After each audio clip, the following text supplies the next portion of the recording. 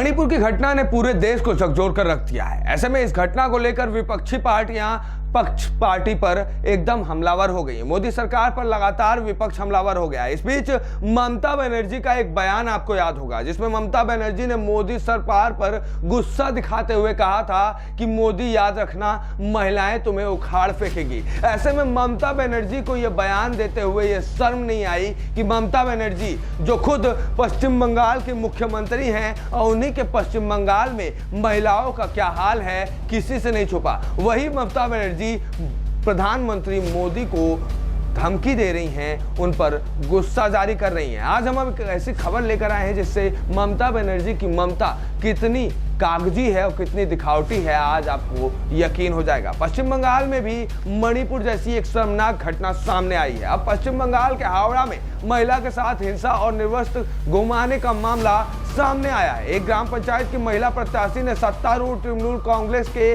कार्यकर्ताओं पर छेड़छाड़ और शारीरिक रूप से प्रताड़ित करने का आरोप लगाया है। अब सवाल यहाँ ये खड़ा होता है कि मणिपुर की घटना एक तरफ, जहां पर जनता में कुछ अराजक तत्व, कुछ नामर्द, कुछ घटिया लोग मौजूद थे जिन्होंने ये कृत्य किया, वहीं पश्चिम बंगाल का ये मामला जहां पर खुद ममता बनर्जी के ही कार्यकर्ता, टीएमसी के ही कार्यकर्ता ऐसे घिनौना कृत्य करते नजर आए हैं। यह घटना बीते 8 जुलाई की बताई जा रही है, जिस दिन राज्य में पंचायत चुनाव का मतदान हुआ था। महिला प्रत्याशी का आरोप है कि तृणमूल कार्यकर्ताओं ने उसे निर्वस्त्र कर पूरे गांव में घुमाया। यह घटना हावड़ा जिले के पांचला इलाके की है। मामले में पांचला थाने में मामला दर्ज किया गया है। महिला ने अपनी शिकायत में साफ कहा है कि उसे तृणमूल के लगभग 40 से 50 उपद्रवियों ने मारा पीटा, मुझ पर डंडे से वार किया और मतदान केंद्र से बाहर फेंक दिया।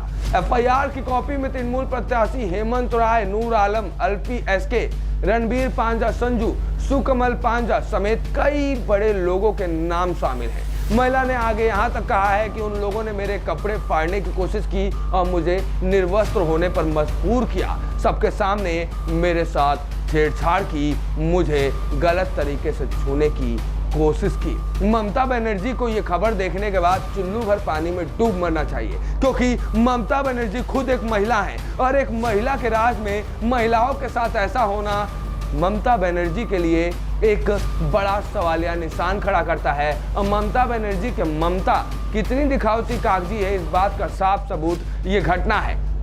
इधर इस घटना के सामने आने के बाद भाजपा के आईटी सेल के प्रमुख व पश्चिम बंगाल भाजपा के सहप्रभारी अमित मालवीय ने मुख्यमंत्री ममता बनर्जी पर निशाना साधा है। उन्होंने ट्वीट कर कहा कि ममता बनर्जी को क्या कोई शर्म है? आपके राज्य सचिवालय से कुछ ही दूर पर यह घटना हुई है।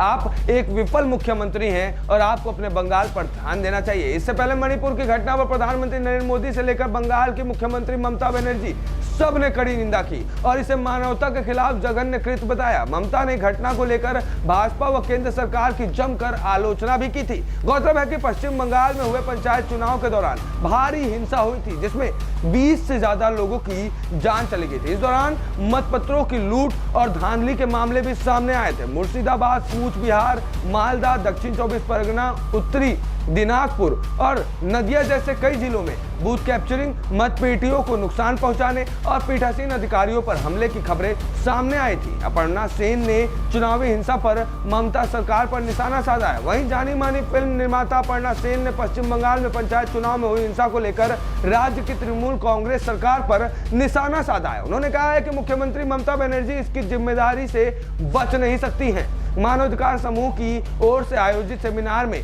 सेन ने कहा कि वह भी हर किसी की तरह असहाय होकर स्थिति को देख रही थी। मुख्यमंत्री को बंगला में लिखे खुले पत्र को पढ़ते हुए फिल्म निर्माता ने कहा कि राज्य सरकार और आप यानी कि मुख्यमंत्री ममता बनर्जी इस अराजकता के लिए जिम्मेदार है। राज्य चुनाव आयोग और केंद्रीय बलों को स्थानीय पुलिस और प्रशासन पर निर्भर रहना पड़ता है। राज्य के गृह मंत्री के रूप में आप किसी भी तरह से अपनी जिम्मेदारी से बच नहीं सकती हैं। बंगाल में महिलाओं को निर्वस्त्र कर पिटाई करने का यह कोई पहला मामला नहीं है।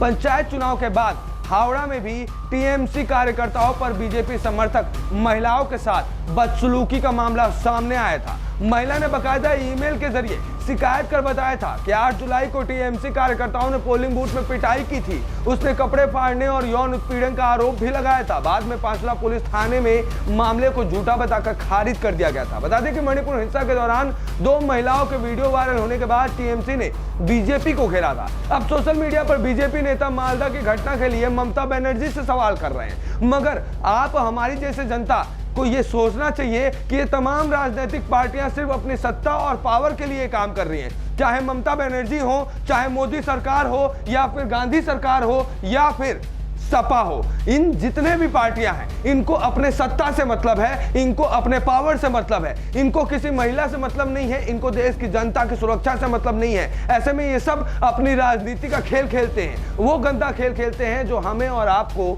समझ नहीं आता है। महिलाओं के साथ ऐसी कृत्य अक्सर होते हैं। भारत वो देश है जहां पर महिलाओं को देवी माना जाता है, उसके बावजूद भारत वो देश है जहां पर सबसे ज्यादा रेप की घटनाएं सामने आती हैं। ये हम नहीं कह रहे, ये डाटा कह रहा है। इन सब आंकड़ों के हिसाब से देखा जाए तो अभी हाल ही में आज के डेट में मध्य प्रदेश में एक नाबालिग लड़की से रेप की घटना का कृत्य सामने आया है, जिसमें नाबालिग लड़की ने खुद को बचाने के लिए पुल से छलांग लगा दी है। वहीं पश्चिम बंगाल में ये मामला सामने आया है, मणिपुर का मामला सामने आया है, इससे पहले कई और मामले सामने आए हैं। इन सारे मामलों को देखने के बाद एक बात साफ समझ में आती है, सरकार कोई भी हो, पार्टी कोई भी हो, नेता कोई भी हो, उनको देश की जनता, देश की महिलाओं की सुरक्षा से मतलब नहीं है। बेटी बचाओ बेटी पढ़ाओ वाला नारा सिर्फ कागजी नारा है, इससे उनको कोई मतलब नहीं है। बस जनता को गुमराह करना इन सभी पार्टियों का काम है। और आज आप सभी को जगना पड़ेगा, हम सभी को जगना पड़ेगा और इन मंत्रियों को, इन नेताओं को उनकी हद याद दिलानी होगी। ए न्यूज़ टुडे से विश्वेश तिवारी की रिपोर्ट।